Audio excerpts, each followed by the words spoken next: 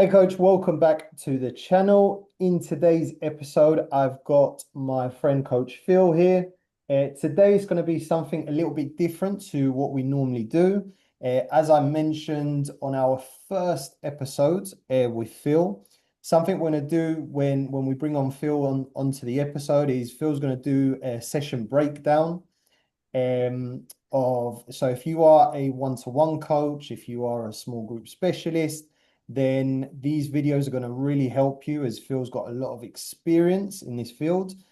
Something what we're going to do moving forward in the next couple of months, we're going to be looking to release a product that's going to help you on the field. Phil's going to touch a little bit more about what we're going to do. But also, if you are a coach watching, you have a business, right, and you want more help with your sessions, what I would recommend doing, send your session to the email that you'll find in the description below, and then we'll get it through to Phil, and he'll do a breakdown for you. So, Phil, thank you for joining us once more. Looking forward to our conversation today. So, I'll let you introduce what we're going to do. But for the viewers, right, something a little bit different to what we normally do. Today's going to be more focused on the field. So Phil, take it away, my friend. Yeah, hi coaches. Thanks for watching the last video. I know we had some good success on that one, so we're back again. Um, yeah, like Leo touched on, we're going to go through the sort of soccer coaching business, but the actual on the field coaching side of things. So we want to launch something very soon where we'll offer specialist tailored sessions, both one-to-one and small group sessions. So we're going to give you, because in the last video we spoke about the sort of one-to-one Q&A style. We're going to go through the small group sessions today. And show you some examples of what the product will look like, and also give you a little bit of the insight into what we're doing behind the scenes. So this is aimed at, as Leo's touched already, so we're aiming this at private soccer coaches, private trainers, businesses. We're going to look to provide you with an elite coaching manual. Okay, and that you can use this, like I said, for your small group one-to-one sessions. Everything's going to be UEFA licensed in terms of the coaching design. Is going to be all the way up to UEFA A style in terms of the coaching detail and the technical detail that you want in your sessions to develop your players.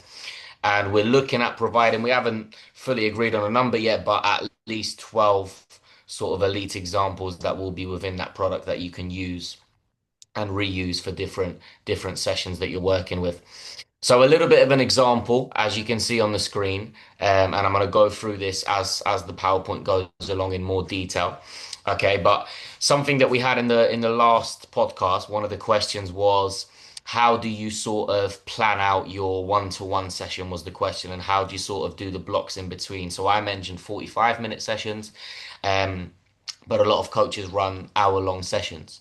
So it's a case of how do you actually plan that from A all the way to the finish line. So we're going to go through a small group session focusing on 4 to 6 players. Okay, you can tailor this to how you need. If you have 8 players, it still works. If you have two, 3 or 4 players, it probably will still work majority of it. So you always start your session off, and every coach knows this, with a warm up. Okay, the days of running laps and doing dynamic runs are long over with. Um, Especially if you're offering, your sort of coaching business. Well, what makes you different? Because at every club, I promise you, majority of grassroots clubs, they're going to be running laps in the first 5, 10 minutes. So what makes your program different is what the parents are going to be looking at. So immediately each player arrives and they've got a ball at their feet. Okay, and it's that sort of 5 minutes where they're just in an unopposed space, lots of touches on the ball. It might be a repetition of what they've done in the previous weeks, and just getting a feel for the ball, getting a feel for the surface, the environment. Is it a nice hot summer's day? You'll probably have kids a little bit more happy running around. Is it a cold, rainy night? Probably everyone's going to be a little bit, not fully energetic yet. So you want to get them going. And then we're going to focus today on how you deliver a ball mastery in passing and receiving practice. And that's the example that we'll show you. Okay.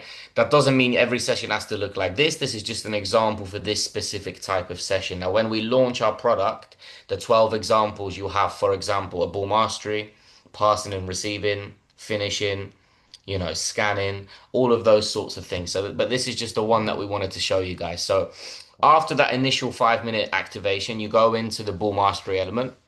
which is your sort of skill practice. Okay, so there's loads of them. We're going to put together 20 plus different skills and turns that you can coach your players to be really effective at to help them in the game.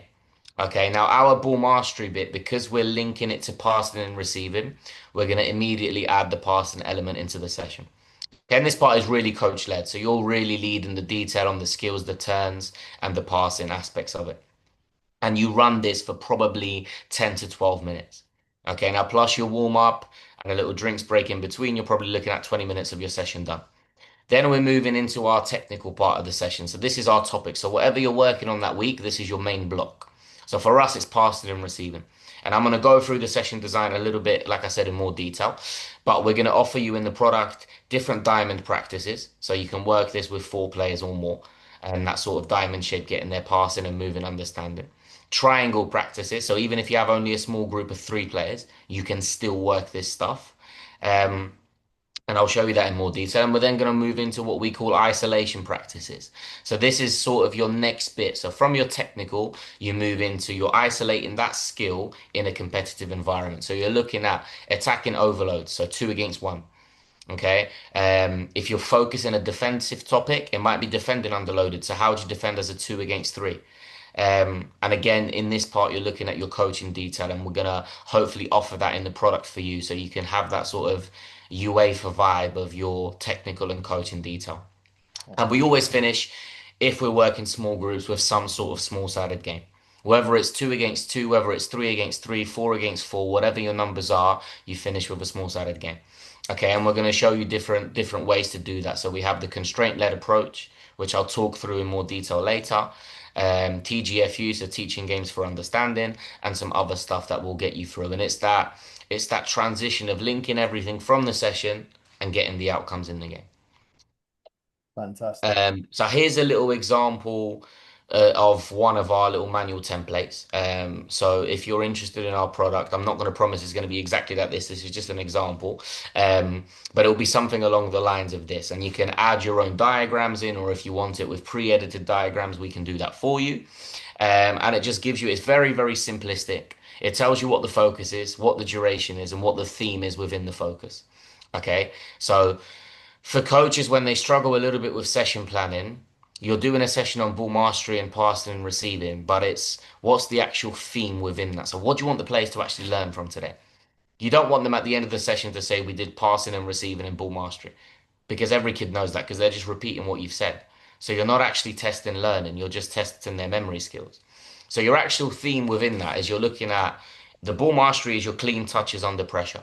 So how can you move and glide with the ball when you're under pressure? You're passing, but you're looking at quick combinations. So combination play. Okay.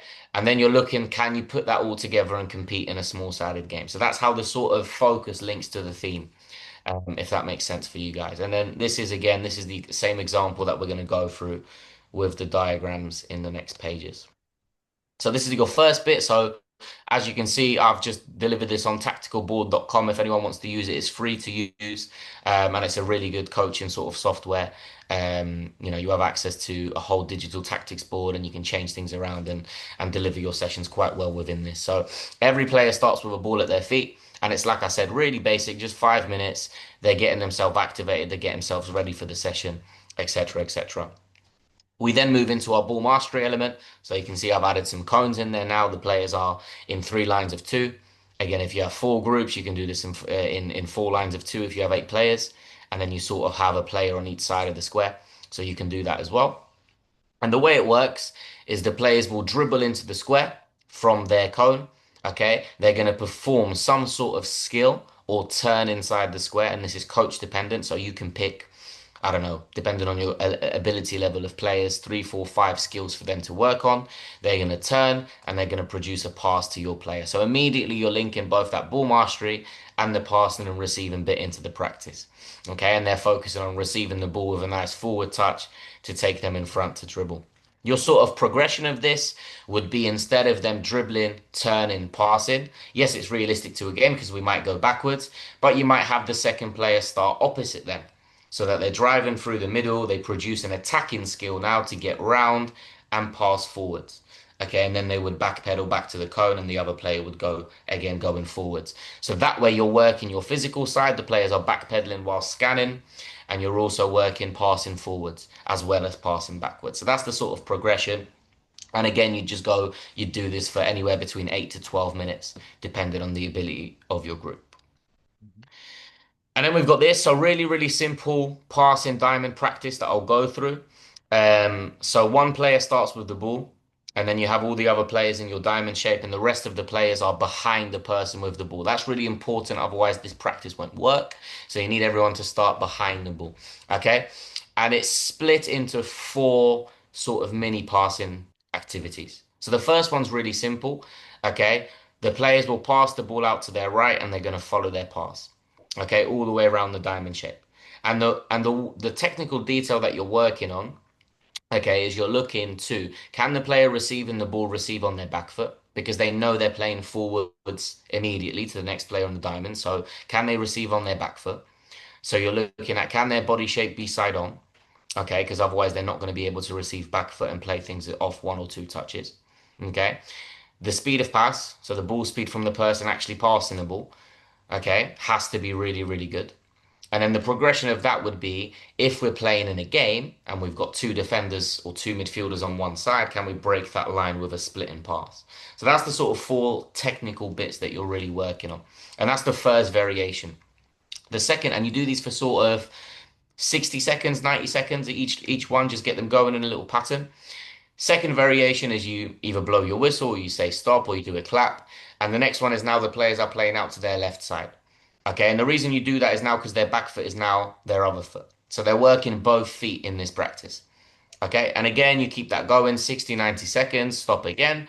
And next one is now 1, 2 round the cone. So what I mean by that is, if you have a look at the screen, the person with the ball plays the pass to their right as an example. That player receives the ball, and this time instead of going forwards, Mhm. okay, this time instead of going forwards, they're gonna give the ball back to that player that just passed them the ball. Okay, and they're going to make a slight movement around the cone and get it again. And you're still following your pass. You're just adding a little 1, 2 into it. Okay, and you do that all the way around the diamond. Now, players might get a little bit confused at first, so you might run this for 2 minutes just to get them going and understand. And that's the third variation. Fourth variation, really simple, you flip it. Okay, and now they're working the other way around with the 1, 2s working on the other foot.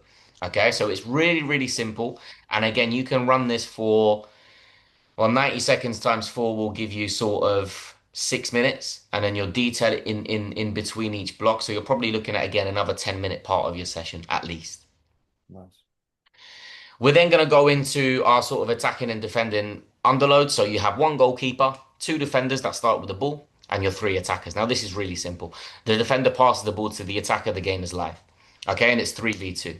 You can add a time condition, so it can be 7 seconds as an example, okay, that they have to score. This is realistic to a game before the other defenders recover. Okay, I've drawn a white line across the sort of middle. So the players have to cross that line, sort of get into the final third before they can score, so that it doesn't turn into a shooting practice.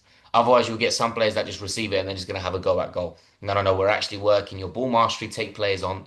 You're passing and receiving, find the lines, find the gaps and the combinations to play through to go and score. Okay, and that's the most simple design that you can have for attacking overloaded practice. And you can mix this up. You can do two against one. You can do three against two, like I've got on the screen. You can do four against two. So you can have different. You can play around with different realistic game scenarios. And then we finish with a small-sided game. Okay, so three blues, three reds, whatever colors you've got, small-sided pitch, and you play a game. Okay, but now you're not just playing a game for the sake of it, and and you're standing away, all the coaches on their phone. No, no, no. How can you now be engaged in that game? So the best learning always takes place through the game, and we can coach the most within the game, because ultimately the players cross that white line on a Saturday or Sunday, and they play a match, and we are behind that line. We can't cross that line with them. So how much support can we give them whilst they're in the game is what makes the best coaches. Okay, so we're talking about what kind of constraints can you put on the practice. Okay, and that's for you to decide. So are you limiting touches? If you are, why? And you have to have a rationale behind that, because if you're saying play with two touches, that's great, but I'm a player. Maybe sometimes I can play with one. Maybe I need three. Maybe I'm really good in my 1v1. So why are you limiting me to two touches only? So If that's your constraint, have a clear rationale as to why. You might do score and one touch finish. And it might be really easy why you don't have a goalkeeper in your session. So it's just about keeping it realistic and getting into scenarios for, cutback crosses and one touch finishing. So there's different ways you can play around with it. And that I mentioned at the start, that's the sort of TGFU bit, teaching games for understanding. So they're playing like a mini game within the actual game. So they've got the rules and then they've got the game itself. And that's how you're teaching that understanding to them, focusing obviously with your constraints on your topic. So ball mastery, passing and receiving, etc., etc. So that's sort of how we structure um, the session for you in terms of this template, and then obviously the little table with all the information in it. Excellent, excellent, excellent. Right, so I've got a couple of questions for you, Phil, based on this, right? So coaches, well, first of all, what mistakes do you see private coaches make with their sessions when you've been Mm. observing, or maybe you've been running a session next to another coach? What are a couple of the common mistakes you see? Yeah. Let me just put my laptop on charge quickly. I'll answer it as I'm Yeah, sort yeah. of moving around. Yeah, so common mistakes that you usually see is the transition from practice to practice. So we're looking at how can coaches effectively transition from one practice to the next. And that's the sort of main thing for me. So the way that I've set it up, you can see it's really, really simplistic in the design. Okay, it's really simple for coaches and players to understand how they're moving from one session to the next. Okay, so that's the first thing I would say is that I see a lot with session planning. You can deliver a great session, but you finish one block and the coach is setting up for 5 minutes. And then you finish another block and then they're setting up again. So it's just your organization of the session. Can you really be organized and develop your session in such a way that you're moving minimal cones and footballs around so that that transition between each block is really, really quick? Because players' memory and concentration levels and attention spans, especially at the younger ages, as you know, Leo, yourself, is really, really small. So we want to keep them engaged as much as possible, but also from a memory perspective, so that they quickly can be like, oh, I did ball mastery here. Now I'm attacking 2v1. Oh, I can use one of my skills to take it past him. So you're Mm, linking the practices together. But if you don't have that quick transition, players will forget certain things, and then you're going into it and you're coaching again, and it just delays the session unnecessarily. So that's one thing that I would say. mhm, Another thing that I would say is make sure you always adapt what you're working with to the group of players that you have. So you might see a really good UEFA B or UEFA A coaching session online. And that's fantastic, but does that suit your players? Are your players UEFA B, UEFA A standard? Do they need that high level of coaching? Because there's a lot of coaches, and you and I know this, that are only level one or level two qualified, UEFA mhm, C, UEFA D, because maybe they haven't got onto those badges, but they're actually the best at developing players because they don't look so much into the tactics, but mm, they look at the individual player and the technical side of the game and how can I help that player specifically, not how can I have deliver this best session to UEFA A standard. It's not about that. yeah. It's about you and the player. So those are the two main things I would say. Make sure you adapt your session to your players. Mhm. It's key, adaptability, and make sure you have a smooth transition between each practice. Excellent, excellent. Love that. Cool. So you made a really good point with the difference between UEFA and FA. Mm, I feel that I know we had a conversation offline that there's not much out there in terms of one-on-one and small group coaching, especially from an FA standpoint. yeah. I am a massive believer that in the next few years there will be, because private training is going to become part of coaching. At the moment, Hmm. it's kind of seen as like an extra thing you do. Um, Yeah. but as more and more demand rises, I'm a massive believer that it's definitely going to become part of the FA, whether they make a qualification for it or they start to implement courses on it. We will wait and see. So, Hmm. in your experience, in terms of session breakdown, how many blocks would you recommend coaches have within a session? Just to go to your first point, I agree. I think definitely. Well, it's already happening. Hmm. So it's just not announced by the FA yet, but it is happening because every academy has. We spoke about this a little bit in the last video, they have one-to-one specialists and position-specific coaches. So it's already happening at the elite level. Yeah. When I visited Atletico Madrid a couple of years ago and I saw them training, they have this already. Mm. So 3 times a week, every single group of individuals, whether, for example, defenders, they will go work with an individual coach. They literally have a full-time individual one-to-one specialist at Atletico Madrid. And I'm sure all the other top clubs in Spain and England and around the world have this as well. So it's already happening. Yeah. It's just not been formally recognized, maybe in the grassroots or semi-pro setting yet. But I agree with you, definitely will be. Because if we're using it at the elite level, we'll definitely use it at the highest level. And then in terms of planning, so if we go back to this, I've split this into one, two, three, four, 5 blocks. So 5 blocks of learning. But realistically, your warm-up is sort of a warm-up. Your game is your game. And the actual block of coaching is the main 3 blocks. Mhm. Okay, so that's how I would split it. So you do your topic, you take that into a technical part, and you take that into what I call isolation or opposed practice or skill practice, some people call it, depending on where you're from, different names. Okay, so that's how I always split that into three. So you do the initial bit, you do the technical, and then you add defenders in. And then that builds a little bit of knowledge between the players. Okay, all right, this is how I do the skill in a free environment. This is how I do my technical with my teammates. And now we've got defenders, so I can apply those two things. And now can I try and beat a defender? And ultimately, that obviously leads to a game. So it's very systematic and chronological. It leads from one bit to the other. So Mm. I would plan it in this way, I think is a good example. The other one that we hear a lot of is whole pot whole. So you might start with a game, break down your bit, and then finish with a game. So anywhere from sort of 3 to 5 blocks, I think is a good way to coach. Excellent. Excellent. Love that. Perfect. Cool. And then I've got another common question, right? So we've obviously touched on the blocks now, how to structure it. Now, Mm, something a lot of coaches struggle with is when they come from a team environment into private training, mm. is how to differentiate. And this is kind of the business side to it, right? But how to differentiate your sessions from club, right? Especially if you're Mm, doing group training. How can you make it different? yeah. I think the first thing is I'm not going to say forget the tactical aspect of the game, but it's your least important focus Mm. because you're not preparing the players for a match because they're not your team. It's not your team. Yeah, You might have a small group of 4 to 6, 8 players that all play in different clubs in different environments. That's their coach's job to prepare them for their games in the way they want them to play. Your job, you're now a specialist coach. You're offering them that additional training. So you're looking at the technical side of the game. yeah, Okay, so you're looking at improving their ball mastery skills, their receiving skills, their ball manipulation skills, their scanning skills. So really focus individually on the players. You might focus in the summer when there's nice weather on the physical components of that player.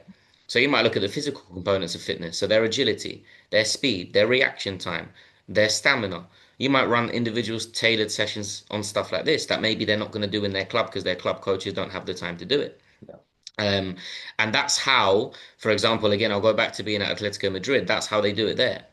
All the sort of physical stuff they do with their one-to-one coaches. The head coach with the actual team doesn't do that. He doesn't have time for that. He's got more important things to worry about. He has to get 3 points on the weekend. Um, so that's the main difference is sort of get out of that head of being a tactical club coach yeah. and think of that technical individual development, focusing on their technical skills, their physical skills, and also their social skills. Because you see them in a more tailored individual environment. What's their confidence levels like? How do they communicate with their teammates, leadership, stuff like this. And I think that's the big difference between the private soccer coaches and then your club coaches. Excellent. So going back to what one point you just make. So during the season, if you're working with players privately, right? You Mm. talked about the skill, the technical development. Would you incorporate a fitness aspect to it? Or and if you were, why would you do that with a player? Mm. Yeah, I think so. I think definitely you can't ignore the physical corner. Yeah, If you're asking a player to, for example, beat someone in a 1v1, but their acceleration and change of speed is not to a good enough standard, well then they're going to fail the 1v1. Yeah, Doesn't They might have the best technical skills in the world, but if they can't knock it and run, well, they ain't going to get past the player. yeah, So there's a very clear rationale. And then if you talk about stamina, well, if you want a player to play, I don't know, however long they play, 60, 70, 80, 90 minutes at a certain intensity, but after 20, 30, 40 minutes, they start, breathing heavy and they can't do them extra runs, well, they need physical work. So yeah, I think sometimes we're afraid to do physical training because some people frown down upon it and think, oh, you need to develop them with the ball. yeah, That's true, but you also need to develop the other side of the game and you can't ignore it because it's equally as important, if not more important. So yeah, I definitely would. There's obviously a time and a place for it. So like I said, in the summer when the weather's nice, you can probably get them outside more and do a little bit more running and stuff like this. Um, but at the same time, obviously, don't forget the ball work. But I think, yeah, definitely you have to find the balance of both. I would probably split it sort of 70-30. mm, So 70% of the time is spent with the ball, and the other 30% is spent on the physical side of the game. Something along those lines. nice. And something I'd add to that, especially if you are a private coach, know how many minutes your client or player is having, Mhm. because if they're not playing enough on the weekend, then fitness wise, that's gonna have a massive effect. Yeah, definitely. Um, Yeah. so I think that is. Would you agree with that? Yeah, I think yeah. So if you can monitor your players and have that good communication with them, their parent and their club coaches, um, to find out things like that, it's really important. You can tailor it for your sessions. If you know they didn't play much on the weekend and you have them on a Tuesday night, you can do a more intense session. Yeah. So definitely, yeah, good information to know.